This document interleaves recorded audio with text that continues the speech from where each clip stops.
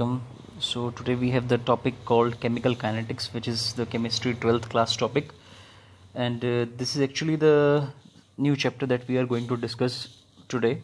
So I'm just giving you the introductory part for the chemical kinetics. As you can see in the slide, there has been a graph which has been putting up in terms of the introduction part for the chemical kinetics. So what does this graph means? I'm just letting you the graph detailing before the starting of the chapter. In every single reaction which is supposed to be a chemical reaction, what we are supposed to study for a reaction is the conversion of our reactant into product. So this is a simple chemical reaction which actually occurs. So in chemistry, the chemical process is basically about the conversion, means from reactant to product.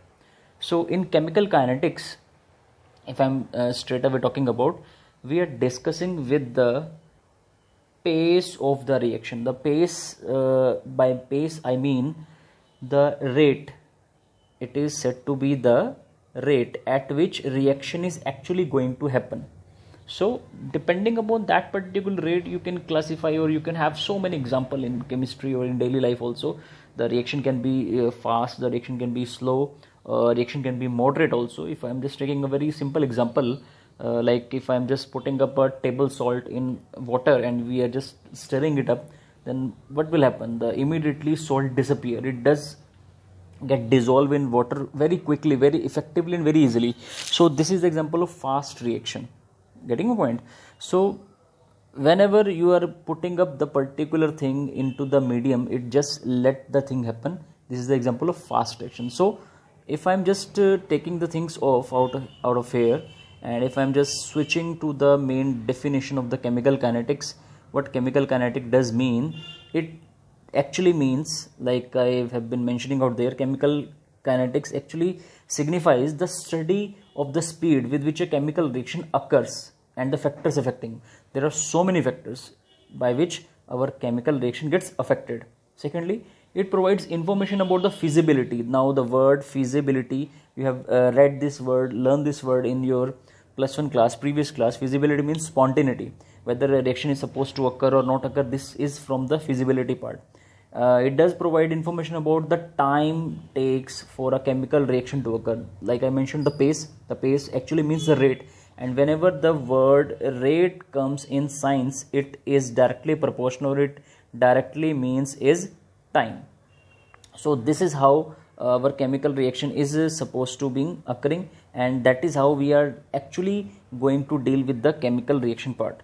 And moreover, it does provide the information about the series of elementary steps. Now this is a very important aspect here, is elementary steps. Every chemical reaction is of two types. One is our simple reaction, other is our complex reaction. Now the simple reaction or elementary reactions are basically what type of reaction which occur in one step. Those are known as elementary reaction. And what about complex reaction? The reaction which occur in more than one step. I am just writing up, say, 2 steps. These are known as our complex reaction. So if a reaction does occur in more than one step, automatically one step is fast, other is slow.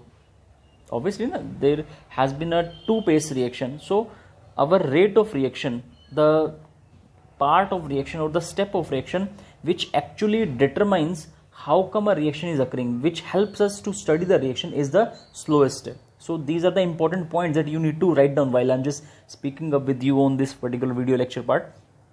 The chemical kinetics, I'm just taking the introductory part once again. Chemical kinetic means we are studying the pace or rate of a chemical reaction. Second, chemical kinetics does involve how come a reaction is occurring, how well a reaction is being occurring, and what are the factors which are affecting. Third point, it does tell about whether a reaction is going to occur or not, means the feasibility. Fourth point, it tells us about the time. Like I mentioned earlier, the rate means time. And it also tells about the elementary steps. Now elementary steps means if a reaction is supposed to occurring in more than one step, it means there would have been one step which is the fast one and the other step which is the slow one. So you need to take care of the slowest step, because this is the only step which helps us to study the chemical reaction phenomena and the all information about the chemical process or chemical reaction. So these are the introductory part for a chemical kinetics. So straight away now, if I'm starting by the content of chemical kinetics, I have to take the very first example for the topic called rate of reaction. Now, what do you mean by the rate of reaction? Let us considering a chemical reaction. Say I'm considering A plus B is getting converting into C plus D. So this is a chemical reaction, and you are much more well aware कि this is our reactant portion and this has been our product portion. This is pretty much clear to you guys. So how come a rate of a reaction? Now I'm just letting you know कि आप rate of a reaction को कैसे define करने वाले हैं. Rate of a reaction is basically the part, आप इसको दो तरीके से define कर सकते हैं. Either you can define in terms of reactant or you can define in terms of product. Whenever in sciences the rate word comes, rate means with respect to time. तो आपने यहाँ पे ये चीज़ लेके चलनी है कि जब कभी भी आपके पास रेट वर्ड आएगा, अब यहाँ पे मैं बात कर रहा हूँ rate of a chemical reaction. So इसका क्लियर कट मीनिंग क्या यहाँ पे आ रहा है कि मुझे केमिकल रिएक्शन का प्रोसीडिंग, केमिकल रिएक्शन का चलना, केमिकल रिएक्शन का होना, अकर होना स्टडी करना है किसके, विद रिस्पेक्ट टू टाइम के. सो this is basically rate of reaction. अब मैं दोबारा से अगर इस सब चीज़ को कंसिडर कर रहा हूँ, रिकंसिडर करके चल रहा हूँ कि rate of a chemical reaction में मैं क्या लेके चलने वाला हूँ. सो लाइक आई मेंशन कि इन टर्म्स ऑफ रिएक्टेंट और प्रोडक्ट की मैंने बात की. सो से मैं दोबारा से रिएक्शन लिखता हूँ, A plus B gives me product P. पहले मैं इन टर्म्स ऑफ बताऊंगा आपको रिएक्टेंट का. So that's why I just mention reactant properly. So R is equal to minus D A by dt. So this is how I am expressing the rate of a chemical reaction. अब ये क्या चीज़ें हैं इसको ध्यान से सुनेगा. यहाँ पे हर एक वर्ड का एक स्पेसिफिक मीनिंग है, लॉजिक है. दिस स्क्वायर ब्रैकेट आपको स्टार्टिंग से मालूम है from your equilibrium chapter of +1 class. This square bracket means इसके अंदर मैं लिखता हूँ हमेशा कंसंट्रेशन. केमिस्ट्री में स्क्वायर ब्रैकेट के अंदर हमेशा कंसंट्रेशन टर्म लिखी जाएगी. अब डिफरेंशियल आपके पास आ गया, जो मैथ्स के स्टूडेंट है डी आ रहा है, दैट मीन्स हमारे पास डिफरेंशियल आ रहा है डी बाई डी टी. जो यहाँ पे मैंने लिखा हुआ है वो डी बाई डी टी का बेसिकली मीनिंग यहाँ पे क्या आ गया कि मुझे यहाँ पे स्टडी करना है किस चीज़ को, we have to study about what by D by D T का मतलब मुझे डिफरेंशियल चेंज स्टडी करना है, किस तरीके से चेंज आ रहा है. अब उस डी बाई डी टी के साथ मैंने स्क्वायर ब्रैकेट लगा के आपके सामने लिखा हुआ था ए और आगे लगाया हुआ था माइनस का साइन. अब ये जो स्क्वायर ब्रैकेट का फंडा मैंने क्लियर कर दिया कि कंसंट्रेशन किसकी, ए की, बिकॉज मैं रिएक्टेंट के टर्म्स में बोल रहा हूं तो मुझे क्या बताना है, change in concentration of A upon time. And this negative sign means as, so this minus D A by D T वाले पार्ट में this negative sign means as the time goes on or we can say as a reaction start proceeding, जैसे जैसे हमारा reaction बढ़ता जाएगा, मैं यहाँ पे लिख देता हूँ as the time increases और time goes on. यहाँ पे time increases का मतलब है से आपने रिएक्शन 0 मिनट पे स्टार्ट किया, जब आपने जस्ट इनिशिएट किया रिएक्शन को, अब करते करते 15 मिनट हो चुके हैं, तो ये वो इंक्रीज का मतलब वो है. as a time increases the concentration जो हमारा रिएक्टेंट का होगा, अब यहाँ पे रिएक्टेंट कौन सा मैंने लिया है, ए लिए, concentration of A is decreases, which is quite normal. I mean अगर आपको एक फंडामेंटल चीज़ दिमाग में क्लिक होती है इस पॉइंट के बाद कि हमारे पास केमिकल रिएक्शन की कंप्लीशन क्या सिग्निफाई करती है. केमिकल रिएक्शन की कंप्लीशन ये सिग्निफाई करती है जब रिएक्शन स्टार्ट हुआ केमिकल रिएक्शन, आपके पास 100% क्या था, रिएक्टेंट था. As a time goes on, as a reaction proceed, चलते चलते चलते चलते आपका वो 100% से जो रिएक्टेंट है वो धीरे धीरे कम हो रहा है, और ऑन द अदर हैंड आपका जो प्रोडक्ट है वो 0% से 100% की तरफ क्या कर रहा है, प्रोसीड कर रहा है. So it is an equilibrium, you can से, you can mention that part. जितना आपका रिएक्टेंट कंज्यूम होता जाएगा ऑटोमेटिकली उतना आपका प्रोडक्ट बनता जाएगा. So this negative sign has a significance. और ये 1 मार्क का क्वेश्चन बड़ा इंपॉर्टेंट बनता है कि रेट लो एक्सप्रेशन में अगर हम रेट लो को एक्सप्रेस करते हैं, अगर हम रेट लो को बताते हैं in terms of reactant concentration, तो वहाँ पे नेगेटिव साइन क्यों लिखा जाता है, what is the significance of negative sign in rate law expression. तो नेगेटिव साइन का सिग्निफिकेंस क्या है, नोट कीजिए इसको.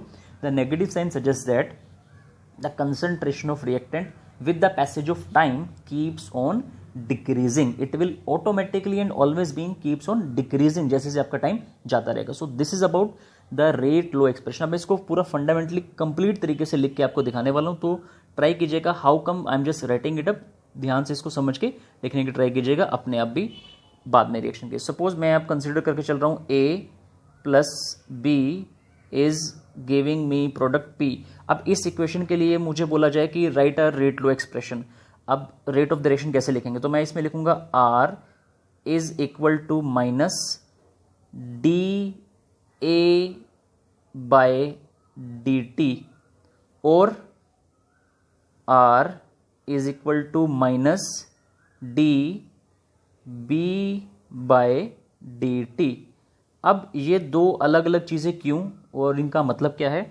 देखिए मैंने कहा था इन टर्म्स ऑफ मुझे क्या बताना है, रिएक्टेंट बताना है. तो आप देख सकते हैं as you can easily see मेरे पास रिएक्टेंट कौन कौन से हैं, ए है और बी है. So that why it is obvious कि मुझे एक बार ए की टर्म्स में और एक बार बी की टर्म्स में बताना पड़ेगा अपना rate law expression.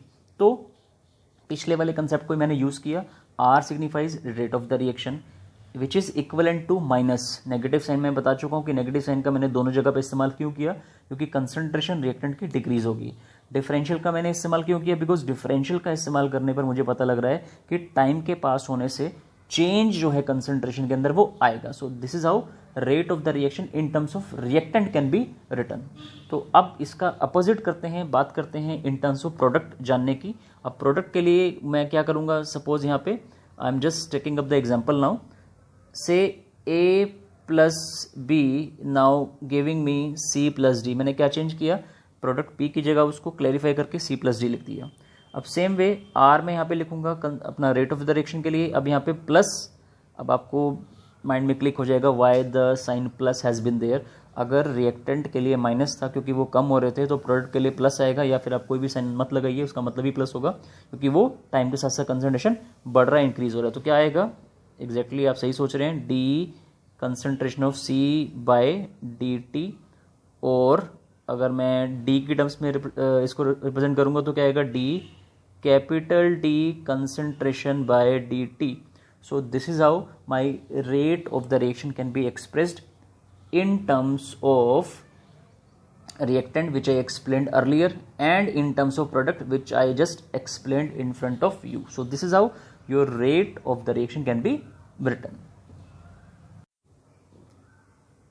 So guys अब बारी आती है कि हमारा रेट जो फॉर द रिएक्शन जो है वो कितने टाइप का हो सकता है, whether it could be of different types और इट इज मोनोटोनस और व्हाटएवर. सो हमारा रेट ऑफ द रिएक्शन जो है वो तीन टाइप का आएगा, that is initial rate, instantaneous rate and average rate. अब मैं इसको सिंपलेस्ट एग्जांपल्स लेके आपको एक्सप्लेन करने की ट्राई कर रहा हूँ. इनिशियल रेट का मीनिंग बेसिकली क्या है, जो एज पर द डिफाइन यहाँ पे इन्होंने मेंशन किया हुआ है. Initial rate is measured at the beginning, जब आपकी reaction just about to start है. Name suggesting initial rates. So जब बिगिनिंग ऑफ द रिएक्शन की बात की जाएगी तो ये इनिशियल कंसंट्रेशन ऑफ रिएक्टेंट पे ही क्या करेगा, डिपेंड करेगा. सेकंड आता है इंस्टेंटेनियस. नाउ नाम से ही सिग्निफाई हो रहा है इंस्टेंटेनियस, एट एनी इंस्टेंट. से मेरी एक केमिकल रिएक्शन जो मुझे दी गई है वो मान लीजिए 5 मिनट में खत्म होती है, तो दैट मीन्स उसका इंटरवल क्या होगा, 0 से लेके 5 मिनट्स तक का ये उसका टाइम इंटरवल है. तो इंस्टेंटेनियस रेट का मतलब क्या हुआ कि मुझे अगर किसी इस रिएक्शन का जो 5 मिनट में खत्म हो रही है, इस रिएक्शन का रेट अगर पूछा जाए कि 4 मिनट 30 सेकेंड पर उस रिएक्शन का रेट निकालो, तो ये रेट कौन सा है, इंस्टेंटेनियस रेट है. Means at any instant time पर कोई रेट अगर निकाला जा रहा है तो that is known as instantaneous rate. Then आपके पास थर्ड आता है एवरेज रेट. अब एवरेज रेट का मतलब क्या है, आपने स्टार्टिंग 0 से लेके पूरे 5 मिनट तक कंप्लीटली रिएक्शन के रेट को निकाला और उसको टोटल टाइम से डिवाइड कर दिया, that is called average rate. जैसे आप बचपन में 9th स्टैंडर्ड के अंदर आप पढ़ते थे instantaneous velocity, average velocity, something like that. So ये उसी टॉपिक के रेलेवेंटली पार्ट है कि आप इसको इनिशियल और आप उसको इंस्टेंटेनियस और आप इसको average in terms of rate क्या कर सकते हो, कैलकुलेट कर सकते हो. So this is the just simply as you can say the definition point which are used for the rates of the different type of chemical reaction. अब इसके बारे में थोड़ा सा हम डिटेल में चलते हैं और हमारे पास जो मेजरली चीज़ें आने वाली हैं वो आने वाली हैं इंस्टेंटेनियस और एवरेज रेट्स के बारे में. तो उसको मैं थोड़ा सा एक्सप्लेन करता हूँ आपके पास. लेट अस से I am explaining you. So so average rate की अगर मैं बात करूं, जो थर्ड पॉइंट मैंने वहाँ पे मेंशन किया था, तो एवरेज रेट में बेसिकली क्या आता है, how come average rate is written. Average rate को लिखने के लिए वी नीड टू सी, हमने यहाँ पे एक रिएक्शन को कंसिडर किया है, एक जनरल रिएक्शन है। अब यहाँ पे स्मॉल ए और स्मॉल बी क्या है, आप देखेंगे कि सर आपने लास्ट टाइम ये नहीं किया था, आपने सिर्फ कैपिटल और कैपिटल बी लिया था। Small a and small b क्या है, ये रिएक्शन कोफिशिएंट है। जैसे फॉर एग्जांपल मैं अगर अमोनिया का हेबर प्रोसेस लूँ N2 + 3H2, अब इसके आगे ये वाला 3 और इसके आगे कुछ नहीं है तो ये 1 मान लिया, तो यहाँ पे स्मॉल ए का रोल प्ले कर रहा है ये 1, और स्मॉल बी का रोल प्ले कर रहा है यहाँ पे क्या, ये बी, ये 3 सॉरी। सो इंस्टेंटेनियस रेट को समझने के लिए मुझे क्या करना पड़ेगा, मुझे लेकर चलना पड़ेगा एक केमिकल रिएक्शन को, जो मैंने ये मान लिया। अब ये रिएक्टेंट है this side and this side is the product, which is quite obvious for you guys. अब आपने जो पिछली बार जहां पे d/dt यूज किया था, रिमेंबर जो पिछली बार मैंने आपको थोड़ा टाइम पहले अभी क्या बताया था कि रेट ऑफ द रिएक्शन को कैसे एक्सप्रेस करते हो, आप उस d/dt के प्लेस पे delta/delta t यूज करेंगे, that's it. So this is the only change that you have to specify when they are asking you to write average rate expression for any given reaction. This is the simplest फंडा। वैसे ही negative आएगा, वैसे ही positive आएगा, वैसे ही सब कुछ आएगा। अब यहाँ पे इन्होंने अपोन में क्यों लिखा हुआ है कि जो स्टोइकोमेट्रिक कोफिशिएंट है वो अपोन में आ जाएगा सामने की तरफ। फॉर एग्जांपल अगर मैं इसको कंप्लीटली आपको अपनी टर्म्स में, अपने टाइप्स में लिख के दिखाने की ट्राई करूं, तो how come we can write, मैं सपोज करो लेके चलता हूं N2 + 3H2 गिव्स अमोनिया, तो अमोनिया मैं नहीं लिख रहा हूं, सीधा वो अमोनिया बनाएगा। तो क्या आएगा इसमें, the average rate is written as minus delta concentration का साइन किसकी, N2 की, अपॉन डेल्टा टी। फाइन, अब ये था N2 की टर्म्स में, ऑलराइट। अब H2 के टर्म्स में कैसे लिखेंगे, average rate is equal to -1/3। Now why 1/3, I have told you earlier, जो पिछला एग्जांपल था वो जो आगे कोफिशिएंट लिखा है वो अपोन में आ जाएगा, delta H2/delta t। So this is how average rate can be expressed. अब अगर इसके प्रोडक्ट के लिए आप लिखना चाहते हो, आपको पता है इस रिएक्शन का प्रोडक्ट जो है वो क्या बनेगा, वो आपके पास प्रोडक्ट जो बन के आएगा वो बन के आएगा 2NH3 अमोनिया। तो अब इसके लिए एवरेज रेट क्या होगा, एवरेज रेट इसके लिए होगा +1/2 डेल्टा NH3/delta t, और कंसंट्रेशन के लिए यहाँ पे ब्रैकेट लगाना मत भूलिएगा। सो this is how you can write average rate का एक्सप्रेशन प्रॉपर तरीके से। सो आई होप आपको एवरेज रेट क्लियर हो गया होगा। अब हमारी बारी है सेकेंड टाइप के रेट की, विच इज़ इंस्टेंटेनियस रेट, जैसा कि आपको मैंने डिफाइन में भी बताया था। तो अब इंस्टेंटेनियस रेट को हमने कैसे एक्सप्रेस करना है, कैसे एक्सप्लेन करना है, उसको ध्यान से सुनिएगा। जो हमने रेट का एक्सप्रेशन लिखा था, जो मैंने आपको लिख के दिखाया था इन टर्म्स ऑफ d/dt का, this is the instantaneous rate for me only. So instantaneous rate जब भी आएगा तो आप ये मान लीजिए कि आपको d/dt जो है वो यूज़ करना है, और जब एवरेज रेट आएगा आपके पास तो आपको delta/delta t जो है वो यूज़ करना है। सो आई होप गाइज आप लोगों को जो इनिशियल लेक्चर है वो पता लग गया होगा regarding chemical kinetics. So I just wanted you guys to do your work very sincerely, repeat your work very sincerely, और वीडियो को प्लीज़ अच्छे से लाइक कीजिए और चैनल को अच्छे से सब्सक्राइब कीजिए, और आगे के लिए जुड़े रहिए #MRMVlog से। सो नेक्स्ट क्लास के लिए मिलेंगे हम थोड़ी देर बाद। सो तब तक के लिए इस चैप्टर को स्टार्ट कीजिए, केमिकल काइनेटिक्स को, और अच्छे से काम कीजिए। तब तक के लिए see you, tata, keep the smile on, bye, take care.